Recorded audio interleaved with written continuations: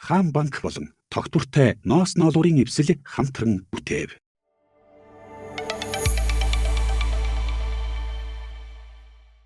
Энэхүү хичээлээр таны мөнгө таны ирээдүй гэдэг сэдвийг авч үзье. Өөрөөр хэлбэл санхүүгийн зорилгодоо хүрэхийн тулд хэрхэн төлөвлөлт хийх вэ гэдгийг ярилцъя.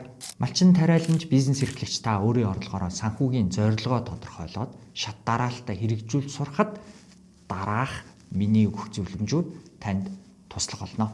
Энэхүү зөвлөмжүүдийг хэрэгжүүлэхээс өмнө та нэг зүйлийг бодоорой. Таны ирээдүй яг одооноос эхэлж байгаа. Та өдөр бүр тогтмол ажиллаж орлоготой байгаач ирээдүйд юу хүсэж байгаагаа тодорхойлж чадсан уу? Та хуримтлал үүсгэх үү? Бизнесээ өргөжүүлэх үү? Хүүхдийнхээ ирээдүйд хөрөнгө оруулах уу? Аялж юм үзмээр байна уу? Янз бүрийн зорилгууд байгаа бах. Гэхдээ эдгээр зорилгодоо хэрхэн яаж хүрэх вэ гэхэд танд би дараах 3 зөвлөмжийг өгнө.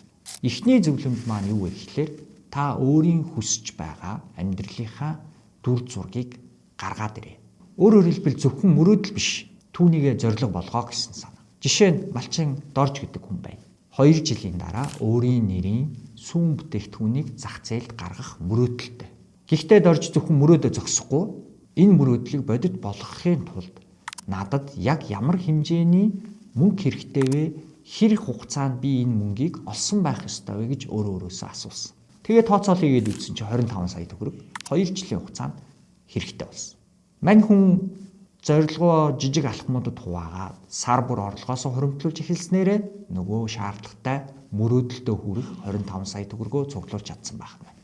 Тэгэхээр малчин Доржийн жишээнээс харахад нэгдүгээрт өөрөөсөө би яг юу хүсэж байгаа вэ гэдгийг асуугаад үзээрэй. Хоёрдугаарт тэр хүсэж байгаа зүйлээ би хизээ хэрэгжүүлэх вэ гэдгийг асуугаад үзээрэй. Гуравдугаарт тэр мөрөөдлийг маань биелүүлэхэд яг хэдэн төгрөг хэрэгтэй вэ гэдгээ тооцоолоод үзээрэй. Зүгээр нэг мөрөөдөд байх биш, ирээдүйнхээ дүр зураглал түүн шаардлагатай санхүүгээ бэлэн болгоно гэсэн үг. За дараагийн зөвлөмж маань бол санхүүгийн зорилгодоо хүрэхийн тулд өөртөө смарт буюу ухаалаг зорилго дэвшүүлээрэй. Жишээ авъя л да. Тариалангийн бизнес эрхэлдэг Уугнаа гэдэг хүн бай гэж үтэй. Уугнаа эрхжил устлагааны системээ сайжруулах зорилготой. Гэхдээ тэр зорилгоо дараах байдлаар тодорхойлсон. За нэгдүгээрт смарт буюу ухаалаг байхын тулд зорилгот нь тодорхой байх ёстой. Маш тодорхой. Уугнагийн жишээн дээр Уугнаа устлагааны системээ сайжруулахын тулд 3 усны насоос худалдаж авнаа гэж тодорхой болгосон. За дараа нь хэмжигдэхүүц байх. Хэмжигдэхүүц гэдэг маань энэ зорилго маань ямар тохиолдолд хүрсэн бэ гэдгийг мэдхэд зориулагдсан зүйл гэсэн үг. Усны насоос болгоны нэг бүрийн хүн 500 мянган төгрөг. За 3 усны насоосыг худалдаж авахад сая 500 мянган төгрөг хэрэгтэй болох юм байна. За 3 дахь зорилгын нэг шинж бол хүрэх боломжтой байх ёстой. Өөрөөр хэлбэл та хүрэх боломжгүй агаарын хитрхи мөрөөдлийн хитрхи өөдрөг зорилго дэвшүүлчих юм бол түүн рүү хүрэх ямар нэгэн хүчин чармаалт гаргаж чаддаг. Уугнагийн кейсэн дээр бодоод үзье. Мань хүн сая 500 мянган төгрөгийн санхүүжилт хэрэгтэй. Тиймээс сар бүр 250 мянган төгрөгийг хуримтлуулнаа гэж тооцсон. Яагаад гэвэл 250 мянган төгрөгийг хуримтлуулах боломжтой байсан учраас. За 3 дугаарт хамааралтай буюу яагаад тухайн зорилгыг дэвшүүлж байгаа юм бэ гэдэг чинь хэрэгтэй байх юм байна. Уугнагийн маань жишээн дээр болохоор устлагааны систем сайжирснараа ургацын гарц нэмэгдэнэ. Өөрөөр хэлбэл хамаарал нь энэ хооронд гарч ирж байна гэсэн. Цаг хугацаатай байх хэрэгтэй. Өөрөөр хэлбэл би энэ усны 3 насоосыг 6 сарын дотор авна гэсэн цаг хугацаа тавьж өгсөн. Тэгэхээр ухаалаг зорилго тавьснараа та түүндээ яаж хүрэх вэ? Ямар арга замаар хүрэх вэ гэдэг тэр бодлууд чинь аандаа гараад ирдэг гэсэн үг. Ухаалаг зорилготой байхад яаж иж агаад аргыг нь та олж чадах байх гэдэгт би итгэж байна. Тэгэхээр та зорилгоо яг хизээ яаж хэрэгжүүлэх вэ гэдгээ ухаалгаар тодорхойлоод үзээрэй. За 3 дахь зөвлөмж маань болохоор орлого зардлын ухаалаг хуваарлалт буюу алхамаар амжилт руу гэж би томьёолж байна. За ойдолчин Баццэг гэдэг хүн бай гэж бодъё. Баццэг маань орлогоо 3 хэсэгт хуваадаг болсон. За орлогынхаа 70%-ийг би хэрэглээндээ буюу тогтмол зардлуудаа төлөхөд зарцуулна. 20%-ийг нь болохоор хуримтлуулна. Өөрөөр хэлбэл энэ хуримтлал маань миний санхүүгийн зорилгод хувь нэмэр оруулах зорилготой. 10% маань болохоор урамшуул буюу өөртөө гэр бүлдээ зарцуулна гэж авч үзсэн. Ингэснээр Баццэг бэлэн мөнгөтэй, сэтгэл хангалуун, урам зоригтой амьдарч эхлэх боломжтой болно гэсэн үг.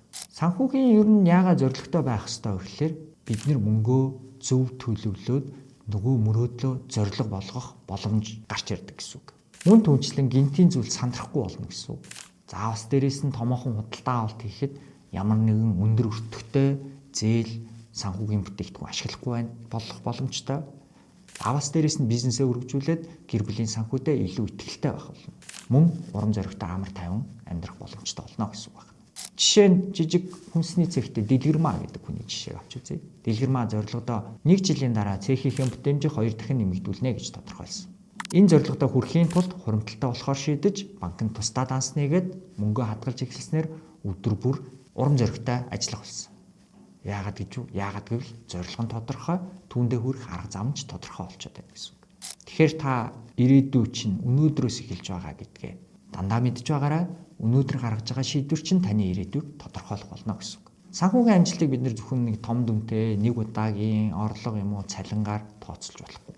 Санхүүгийн амжилт гэдэг бол зорилго, төлөвлөгөө, түүнийг хэрэгжүүлэх үйлдэл юм аа гэдгийг та сайн санаж байгаарай. Инхээр та дараах 3 алхмыг дахиад сануулчих.